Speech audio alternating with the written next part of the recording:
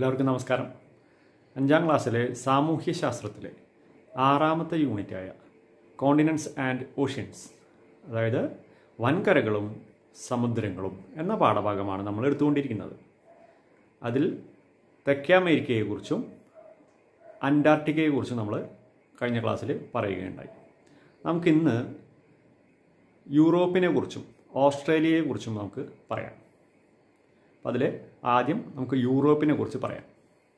അപ്പോൾ യൂറോപ്പ് സ്ഥിതി ചെയ്യുന്നത് ഏഷ്യൻ വൻകരയ്ക്കും അതുപോലെ അറ്റ്ലാന്റിക് സമുദ്രത്തിനും അറ്റ്ലാന്റിക് ഓഷ്യനും ഇടയിലായാണ് യൂറോപ്പ് സ്ഥിതി ചെയ്യുന്നത്. അതുപോലെ ഏഷ്യയിൽ നിന്ന് വേർതിരിച്ച് നിർത്തുന്നത് യുറാൽ എന്ന പർവ്വതനിരയാണ്. യൂറോപ്പിനെ ഏഷ്യയിൽ നിന്ന് വേർതിരിച്ച് നിർത്തുന്നത് യുറാൽ എന്ന പർവ്വതനിരയാണ്.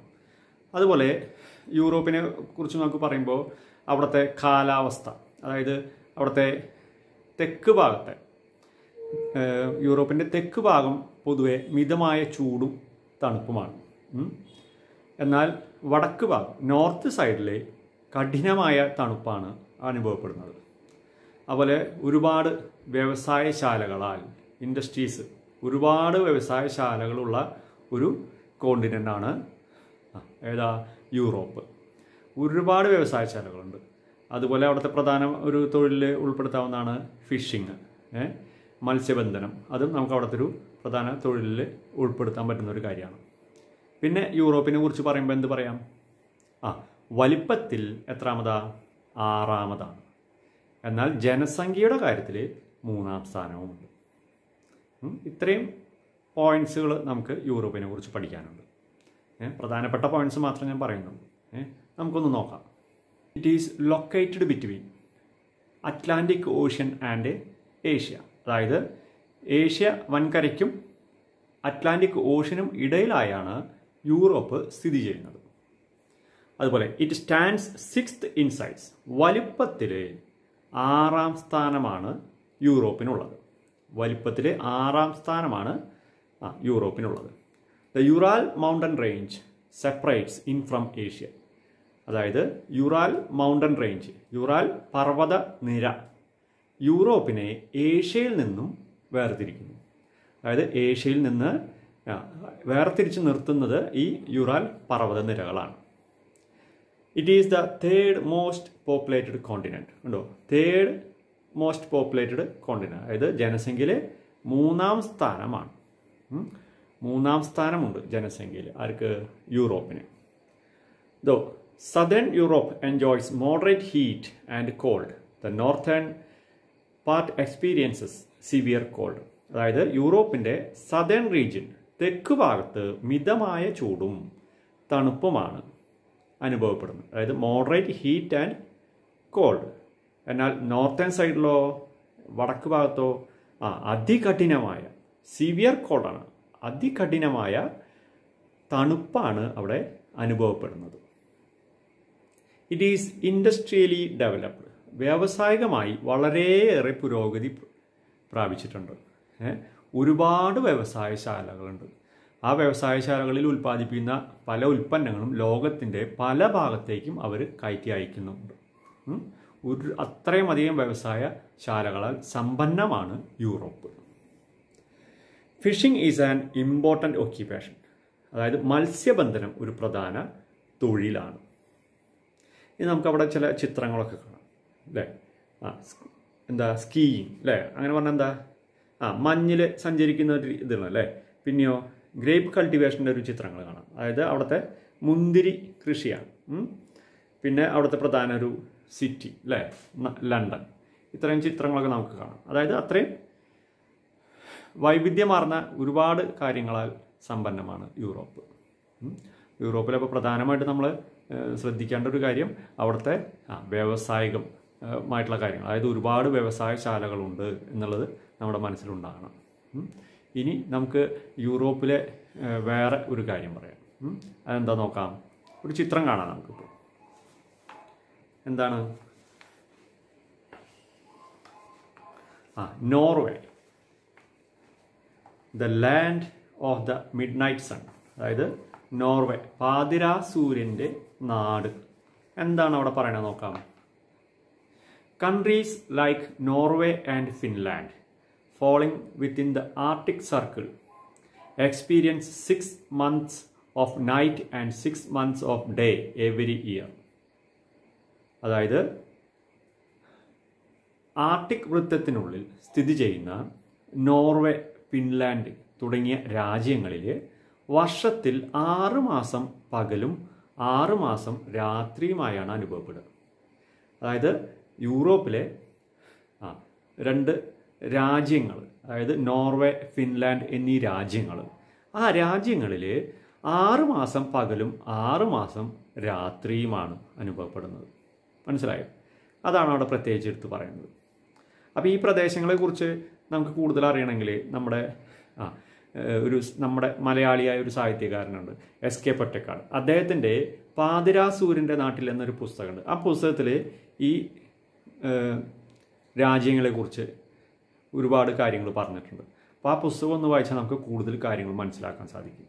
അപ്പോൾ ആരുടെയെങ്കിലും കയ്യിൽ ആ പുസ്തകം ഉണ്ടെങ്കിൽ, അല്ലെങ്കിൽ നമുക്ക് ലൈബ്രറിയിൽ നിന്ന് ആ പുസ്തകം സംഘടിപ്പിക്കാൻ പറ്റുമെങ്കിൽ, വീടിൻ്റെ അടുത്തുള്ള ലൈബ്രറിയിൽ നിന്നോ അല്ലെങ്കിൽ വീടിൻ്റെ അടുത്തുള്ള ആരുടെയെങ്കിലും ചിലപ്പോൾ ഈ പുസ്തകം ഉണ്ടായിരിക്കാം, അവർക്ക് വായിക്കുന്നവരുണ്ടെങ്കിൽ ഉണ്ടായിരിക്കാം.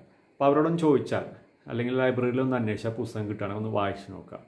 അപ്പോൾ എന്താണ് നമുക്ക് ഇതിനെക്കുറിച്ച് പറഞ്ഞിട്ടുള്ളതെന്ന് നമുക്ക് അറിയാൻ പറ്റും.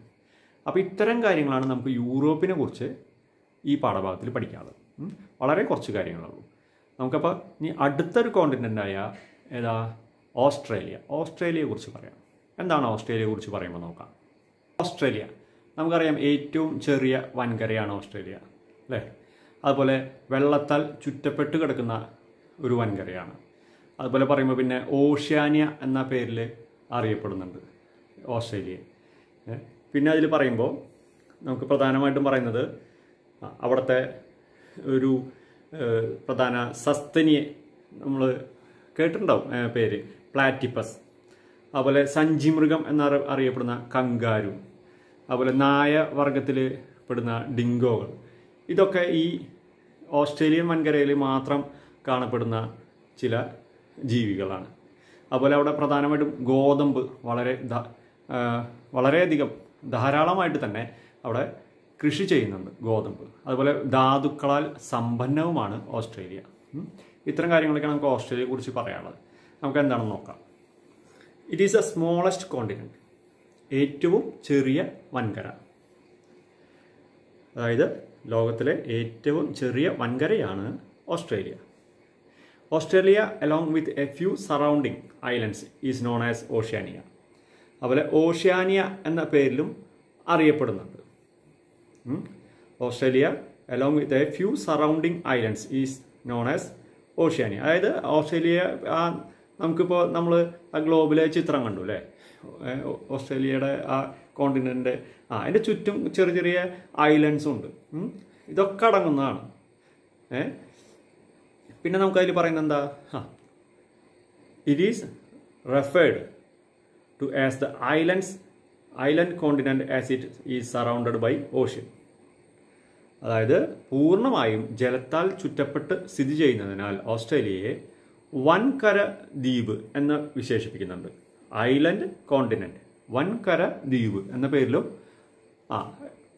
ഓസ്ട്രേലിയയെ വിശേഷിപ്പിക്കുന്നുണ്ട്. പിന്നെ നമ്മൾ നേരത്തെ പറഞ്ഞ പോലെ platypus, the egg laying mammal, അതായത് മുട്ടയിടുന്ന സസ്തനിയാണ് പ്ലാറ്റിപ്പസ്. അതുപോലെ kangaroo, the animal with a pouch, നമ്മൾ സഞ്ചി മൃഗം എന്നറിയപ്പെടുന്നു അല്ലേ, കങ്കാരു. നമ്മൾ ചിത്രം നമുക്ക് എന്താണെന്ന് മനസ്സിലാക്കാൻ സാധിക്കുന്നുണ്ടോ? അതുപോലെ ഡിങ്കോ, എന്താണ് ഡിങ്കോ പറയുന്നത്? Belonging to the dog family, അതായത് നായ വർഗത്തിൽപ്പെടുന്നതാണ് ഡിങ്കോകൾ. ഇതൊക്കെ are found exclusively in Australia. ഇതൊക്കെ ഓസ്ട്രേലിയയിൽ മാത്രം കാണപ്പെടുന്ന ചില ജീവികളാണ് പ്രധാനമായിട്ടും. വീറ്റ് ഈസ് കൾട്ടിവേറ്റഡ് എക്സ്റ്റെൻസീവ്ലി, അതുപോലെ ധാരാളമായിട്ട് ഗോതമ്പ് കൃഷി ചെയ്യുന്നുണ്ട്. പിന്നെ പറയുന്നത് minerals like gold, iron or and uranium R heavily mind here. അതായത് ധാതുക്കൾ ഏതൊക്കെയാ? സ്വർണം, ഗോൾഡ്, അതുപോലെ അയൺ ഓർ ഇരുമ്പയിര്, അതുപോലെ യുറാനിയം തുടങ്ങിയ ധാതുക്കൾ ഈ വൻകരയിൽ വൻതോതിൽ ഖനനം ചെയ്യപ്പെടുന്നുണ്ട്, മൈൻ ചെയ്യുന്നുണ്ട്. It is famous for sheep rearing. അതായത് ചെമ്മരിയാട് വളർത്തലിനും വളരെ പ്രസിദ്ധമാണ് എന്ത്? ഓസ്ട്രേലിയ. ഇത്തരം പോയിന്റ്സാണ് നമുക്ക് ഓസ്ട്രേലിയയെ കുറിച്ച് പ്രധാനമായിട്ട് പഠിക്കാനുള്ളത്. ഇനി കുറച്ച് കാര്യങ്ങൾ കൂടി നമുക്ക് അതിൽ പറയാനുണ്ട്. എന്താ നോക്കാം? ഐലൻഡ്സ്, ദ്വീപുകൾ. Islands refer to land that are completely surrounded by water. The Greenland, located to the north of the Atlantic Ocean, is the world's largest island. അതായത് പൂർണ്ണമായും ജലത്താൽ ചുറ്റപ്പെട്ട് കിടക്കുന്ന കരഭാഗങ്ങളാണ് ദ്വീപുകൾ. കണ്ടോ? Islands refer to land that are completely surrounded by the water. കണ്ടോ? പൂർണ്ണമായും ജലത്താൽ ചുറ്റപ്പെട്ട് കിടക്കുന്ന കരഭാഗങ്ങളാണ് ദ്വീപുകൾ. അറ്റ്ലാന്റിക് സമുദ്രത്തിന്റെ വടക്കു ഭാഗത്ത് സ്ഥിതി ചെയ്യുന്ന ഗ്രീൻലാൻഡാണ് ലോകത്തിലെ ഏറ്റവും വലിയ ദ്വീപ്. കണ്ടോ? ലോകത്തിലെ ഏറ്റവും വലിയ ദ്വീപ് ഏതാ? ഗ്രീൻലാൻഡ്. അത് വൺ വേർഡ് ക്വസ്റ്റ്യൻ നമുക്ക് പ്രതീക്ഷിക്കാവുന്നതാണ് പൊതുവെ പരീക്ഷയ്ക്ക് കേട്ടോ. അപ്പോൾ അറ്റ്ലാന്റിക് സമുദ്രത്തിന്റെ വടക്ക് ഭാഗത്ത് നോർത്തേൺ സൈഡിൽ സ്ഥിതി ചെയ്യുന്ന ഗ്രീൻലാൻഡാണ് ലോകത്തിലെ ഏറ്റവും വലിയ ദ്വീപ്. ഇനി നമുക്കൊരു ചിത്രം കാണാനുണ്ടല്ലോ. എന്താ ചിത്രം? നമ്മൾ നേരത്തെ പറഞ്ഞ ഒരു ജീവിയാണ് അല്ലേ? എന്താ? കങ്കാരുവിന്റെ ചിത്രമാണ് അല്ലേ? എന്താ അതിന്റെ ഹെഡിങ് നോക്കൂ. The baby in the skin pouch. തുകൽ സഞ്ചിയിലെ കുഞ്ഞ്. എന്താണ് അത് പറയണം നോക്കാം. A skin pouch on the belly outside the body, A baby inside that pouch. കണ്ടോ? ഇവയുടെ ശരീരത്തിന് വെളിയിൽ ഒരു തുകൽ സഞ്ചിയാണ്. ഒരു സഞ്ചി പോലെ ആ ശരീരത്തിൽ പുറത്തായിട്ട് സഞ്ചി പോലെ രൂപപ്പെട്ടിട്ടുണ്ട്. അതിനുള്ളിൽ ഒരു കുഞ്ഞിനെ നമുക്ക് കാണാനുണ്ട് അല്ലേ? അവ കുഞ്ഞുങ്ങളെ അതിനുള്ളിലാണ് വയ്ക്കുന്നത്. എന്നിട്ട് നിങ്ങളോട് ചോദിക്കുന്നുണ്ട് ഏതാണ് ജീവി എന്ന് മനസ്സിലായെന്ന്. നമുക്കറിയാം അല്ലേ? ഏതാ? കങ്കാരു ആണ്. Commonly found in Australia. അത് ഓസ്ട്രേലിയയിൽ പൊതുവായിട്ട് കാണുന്ന ഒരു ജീവിയാണ്. ഏതാ? കങ്കാരു എന്ന് പറയുന്നത്. It can hop fast using its hind legs and tail. അതായത് ഈ മൃഗത്തിന് പിൻകാലുകൾ അതുപോലെ വാലും ഉപയോഗിച്ചിട്ട് അതിവേഗം ചാടിപ്പോകുവാനുള്ള കഴിവുണ്ട്. മനസ്സിലായി? പിൻകാലുകളും അതുപോലെ വാലും ഉപയോഗിച്ചിട്ട് വളരെ വേഗത്തിൽ ചാടി പോകാനുള്ള കഴിവുണ്ട്. നിങ്ങൾ ചിലപ്പോൾ അത് ചിലപ്പോൾ ഈ വല്ല ഡിസ്കവറി ചാനൽ പോലുള്ള ചാനലൊക്കെ ചിലപ്പോൾ കണ്ടിട്ടുണ്ടാവും. ചില സിനിമകളിലൊക്കെ കണ്ടിട്ടുണ്ടാവും കങ്കാരു ചാടി പോകുന്നത്. വളരെ വേഗത്തിലാണ് അവ ചാടി പോവുക. അത് ഈ പിൻകാലുകളും വാലുകളും ഉപയോഗിച്ചിട്ടാണ് അവ അങ്ങനെ ചാടി പോവുക. ഇത്രയും നമുക്ക് ഓസ്ട്രേലിയയെ കുറിച്ച് പഠിക്കാനുള്ളൂ. അപ്പോൾ നമ്മൾ 2 കോണ്ടിനെൻസിനെ കുറിച്ച് നമ്മളിപ്പോൾ പറഞ്ഞു.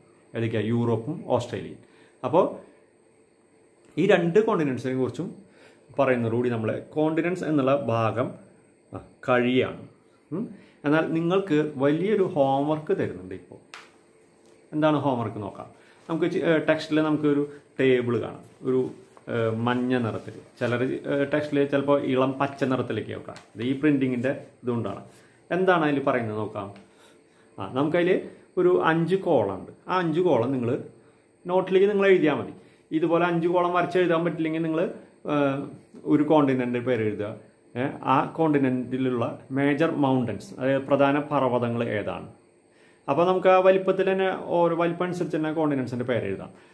അപ്പോൾ ആ പ്രധാന പർവ്വതങ്ങൾ ഏതൊക്കെയാണ് അത് എഴുതാം. അത് കഴിഞ്ഞാൽ മരുഭൂമികൾ, ഡെസർട്ടുകൾ ഏതാണ് അത് ഉണ്ടെങ്കിൽ അത് എഴുതാം. ചിലപ്പോൾ ഉണ്ടാവില്ല, ചില കോണ്ടിനെൻസിൽ ഉണ്ടാവില്ല.